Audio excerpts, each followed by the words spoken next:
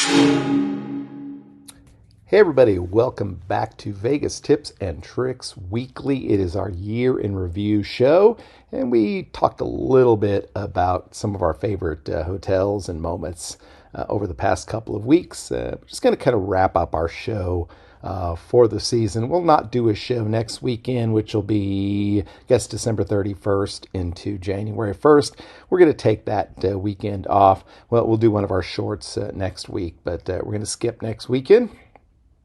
Before we get started on anything else, I want to wish everybody a happy holidays, whether you're celebrating Hanukkah or Christmas or Kwanzaa or Boxing Day or Festivus or New Year's, whatever it may be.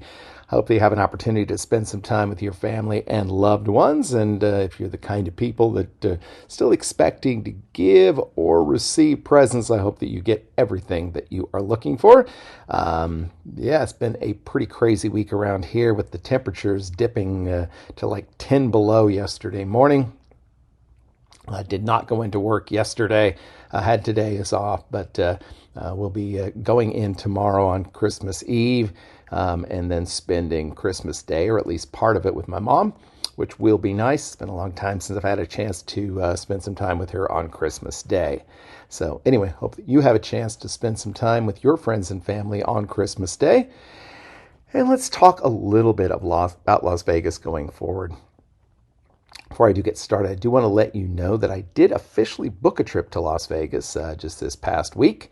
I'll be heading out on March the 19th, coming back on March the 23rd. A relatively short trip by recent standards, but I think that's probably a good thing.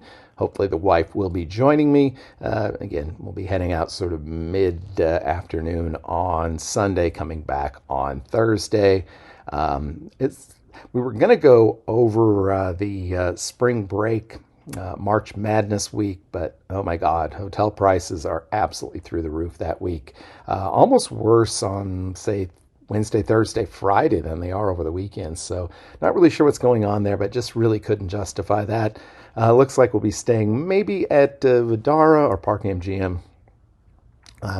It's looking for a little bit more of a laid-back atmosphere, kind of a cool, kind of smoke-free place. And obviously both of those are in a great location. As far as accessing some of the other properties there on the Strip that I enjoy playing at, whether it be Aria or Cosmo or Planet Hollywood, whatever. And we'll probably get downtown at least once on the trip, and maybe we'll even double book a night there just to check it out. But so that's coming up, and so yeah, we're about 3 months from that. It still seems like a long ways away, but it's definitely nice to have a trip at least somewhat ready to go. Okay, so 2022 has been a crazy year in Las Vegas for me. 3 trips. And I think it's the first time I've taken 3 trips to Las Vegas since, at least before the pandemic set in. It had kind of become like a little bit of a regular thing where I'd go out for 3 or 4 days, 3 times during the year, at least during the late teens. But lately I've been taking longer trips and less of them. But of course, as many of you know, this July I ended up eloping in Las Vegas, and that that meant an extra trip. It was originally supposed to just be 4 nights. We ended up flipping it over to 5 nights, and it was a great time. Obviously, if anybody's had that opportunity to get married in Las Vegas, it is an experience, and certainly something I'll never forget. But yeah, and in March we had also a wedding experience when we went out and visited for a week for the Keno wedding, which of course was very much one of the events of the season, maybe the event of the year. So that was a lot of fun as well. Got to meet so many people.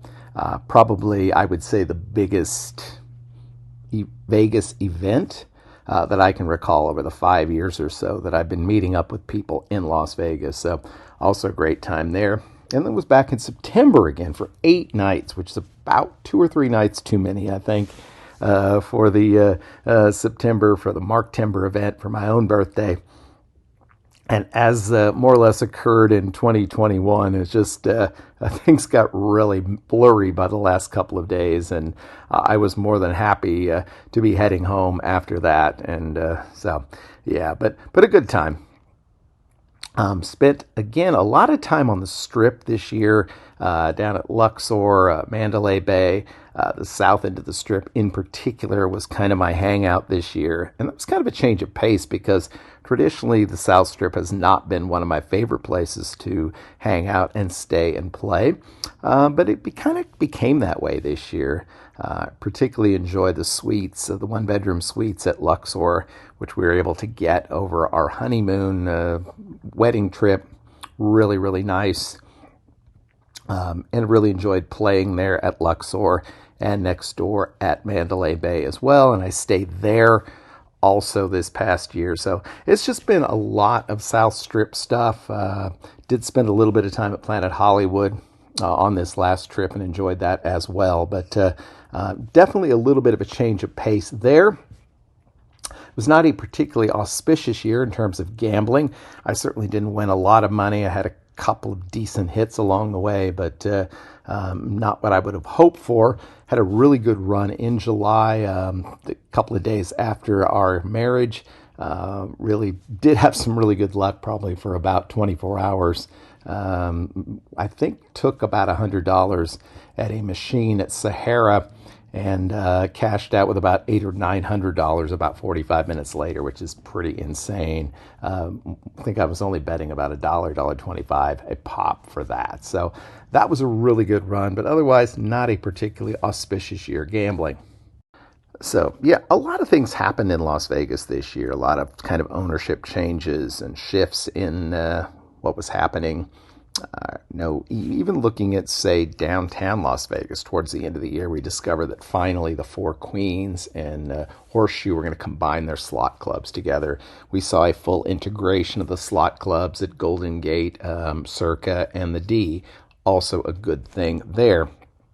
We saw the reopening of the Palms under the San Marcos tribe. That's going to be interesting. And along a similar line, we saw that the transition of the Mirage from MGM Resorts, one of their classic properties, to the Hard Rock Hotel and Casino Group. And over the next 3, 4, 5 years, that's going to change dramatically the look and feel of the Strip with a giant tower in the shape of a guitar, taking the place, sadly, to some degree, of the old Mirage Volcano. We saw the Bally's become Horseshoe, and that transition is almost 100% complete, except for a little bit of signage. We saw the move of Tropicana to the Bally's Group, and the likelihood that that may very well become the new Bally's if it doesn't become an empty lot and the future site of a Las Vegas baseball team, and that's certainly a possibility. We also have heard there's a possibility of an NBA team coming to Las Vegas, so a lot of changes potentially in the move there. You know, it wasn't too many years ago people said there would never be major league sports in a gambling city, but that has definitely changed big time. And of course, part of that is simply you look around and practically every other state that you drive through, you can legally wager on sports. So a lot of changes there. It's hard to say what to expect in the year to come. The city seems to have mostly recovered, almost 100% from the COVID situation a few years ago, and that's led to quite a bit less auspicious offers for players. Particularly if it's over the weekend or a busy time, you're going to have trouble getting a really good room rate or comped rooms unless you're a pretty big time player. But, who knows? Things could change again, and we could see another switch over to where the advantage is player, particularly if there's a recession of some sort over the next 6 to 9 months. And of course, there have been a lot of changes in my life in terms of my big move over the past couple of months, north a couple of 100 miles, dealing with the cold here, but some definite changes there as well.